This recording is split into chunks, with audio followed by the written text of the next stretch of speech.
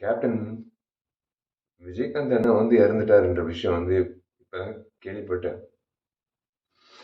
ஆனா என்ன மன்னிச்சிடுங்க, முதல்ல என்ன மன்னிச்சிடுங்க. நான் சத்தியமா இந்த நேரத்துல நான் உங்க பக்கத்துல இருந்து உங்க முகத்தை ஒரு முறை பார்த்து ஒரு காலை தொட்டு கும்பிட்டு நான் உங்க கூட இருந்திருக்கணும். நான் வெளிநாட்டுல இருந்தது என் தப்புன்னு என்ன மன்னிச்சிடுங்க.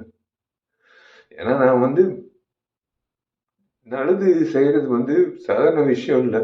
எங்களை மாதிரி ஆளுங்க நல்லது செய்யறது சாதாரண விஷயம் இல்லை. எங்கேயோ ஒரு ஒரு யாரோ யார்கிட்டயும் இந்த ஒரு கத்துக்கிட்டு இருந்திருக்கணும். அது நான் உங்ககிட்ட நான் கத்துக்கிட்டேன், சத்தியமா சொல்றேன்.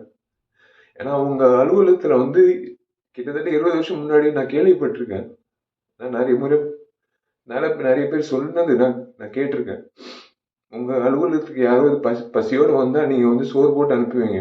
அதே தான் நான் வந்து நானும் செய்யணும் அப்படின்னு இறங்கினேன். அதே மாதிரி நீங்க எவ்வளவு உதவி பண்ணியிருக்கீங்க இந்த சமுதாயத்துக்கு.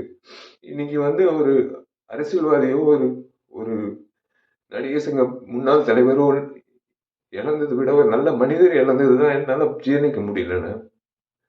இன்னைக்கு நடிகர் சங்கத்துல வந்து நான் நாங்கெல்லாம் பொறுப்பேற்றதுக்கு அப்புறம் உங்களை வந்து சந்திக்கும் போது பிரேமலதா அம்மா சொன்ன ஒரே விஷயம் தான், நீங்க அந்த பதக்கத்தை மீட்டுட்டு எடுத்துட்டு வரும்போது உங்க வீட்டு நகை கூட வந்து அந்த அளவுக்கு நீங்க ஒரு ஒரு ஒரு விஷயமாவே எடுத்துக்கல. நீங்க அந்த பத்திரத்தை அப்படியே ஒரு பொக்கிஷமா நீங்க வந்து உங்க லாக்கர்ல வச்சீங்கன்னு அம்மா அந்த அம்மா சொல்லும் போது நீங்க செஞ்ச உதவிகள், நீங்க செஞ்ச விஷயங்கள் இந்த நடிகர் சங்கத்துக்கு நீங்க நடத்தின அந்த நிர்வாகம், அரசியல்வாதியா நீங்க நீங்க அவ்வளோ துணிவா நீங்க பேசின பேச்சு, உங்க செயல்பாடு, ஒரு நடிகனா நீங்க இவ்வளவு பேர் வாங்கியிருக்கீங்க.